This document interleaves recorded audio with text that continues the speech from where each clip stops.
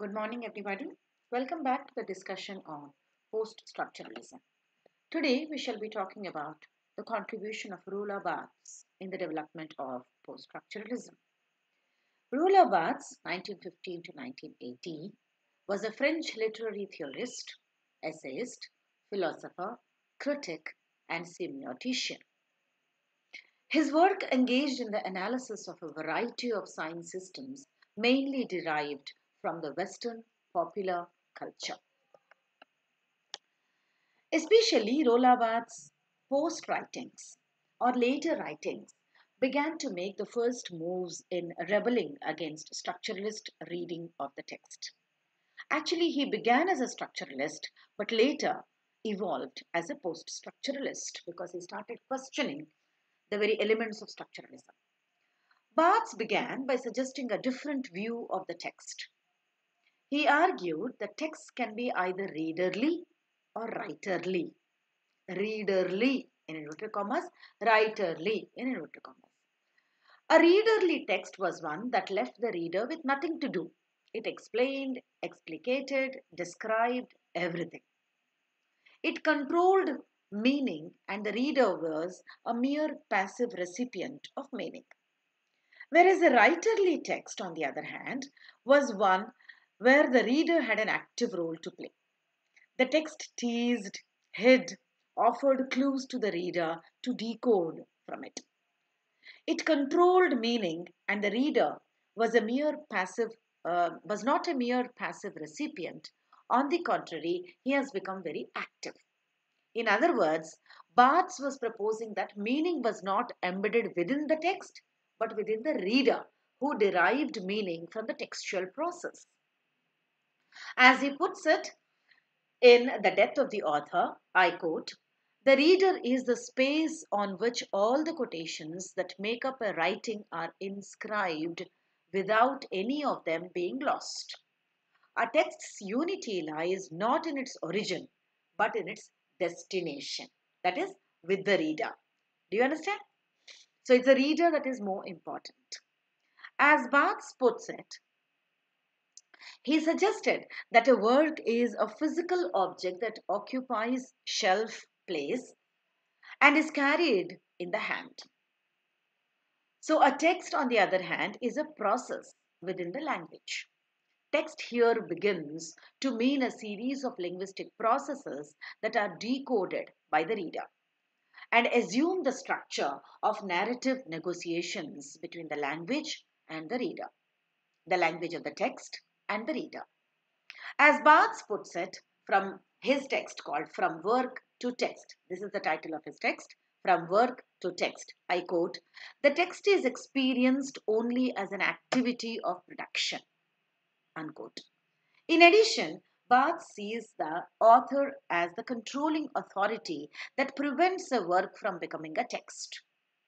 As long as we assume that the author carries its meaning and owns the meaning of the poem or the novel, it will remain a work of art and will not become a text.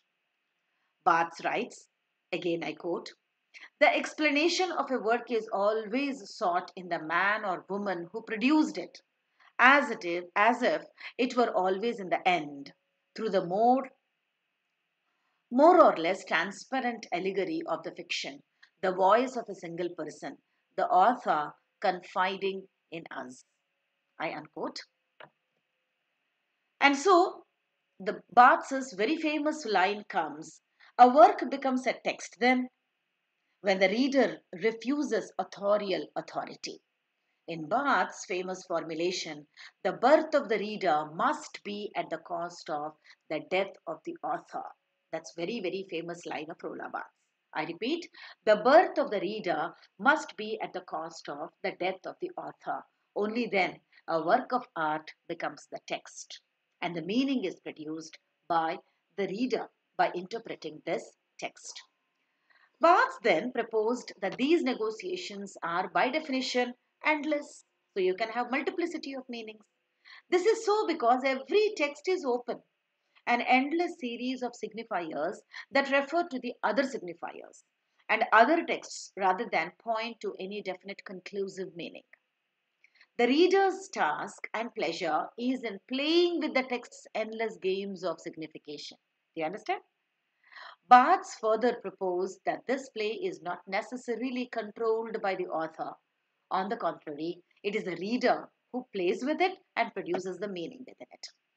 The author center as authority, as the controller of meaning, is dead, and the meaning of a text lies somewhere in the play between the narrative and the reader. Never the author is there in the picture. The play and its pleasure arise from the fact that every text is plural in its meaning. It refers to, echoes, parallels, quarrels with, reflects, and borrows from other texts. Play is not rational or hierarchic, but random, repeatable, differently, and endless. Because if we look at Barthes, he definitely says that the text is plural, the text is open to other texts in an endless series of intertextual operations. What Barthes terms a tissue of quotations drawn from innumerable centers of culture. The author is dead and so is therefore no more the sole authority over the text's meaning.